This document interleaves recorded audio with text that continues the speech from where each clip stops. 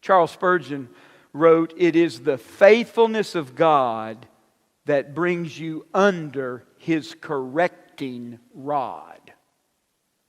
It is the faithfulness of God that brings you under His correcting rod.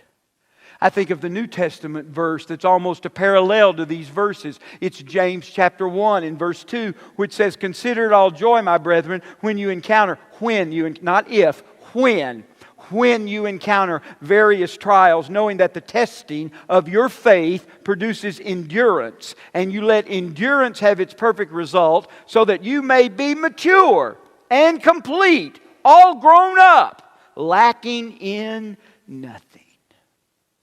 Goodness, faithfulness of God is with you through the trials that you go through in life.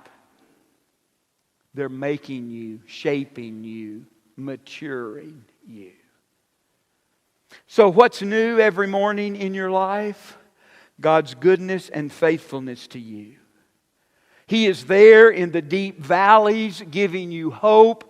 He is there in your trials, growing you up in Christ. Now, there's a third way God's goodness and faithfulness shows up in your life: when you're tempted.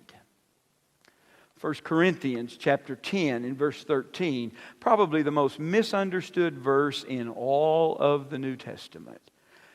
God's not ever going to give you more than you can handle. He's not ever going to put on you more than you can bear. Not ever going to give you a burden greater than you can handle. That is not what this verse says.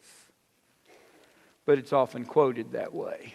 Look at 1 Corinthians chapter 10, verse 13.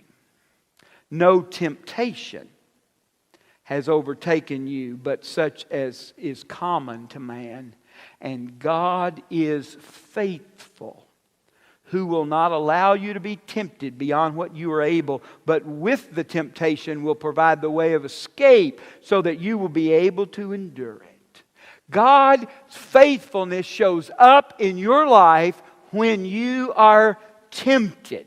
Now, notice some things about the temptation from this verse. The temptation that you faced this morning, the temptation you faced this afternoon, the temptation you're going to face when you get up in the morning. Notice some things about the temptations that you face. First of all, no temptation has overtaken you. I like the translation that says has assaulted you, because there are days when I feel like temptation is assaulting me.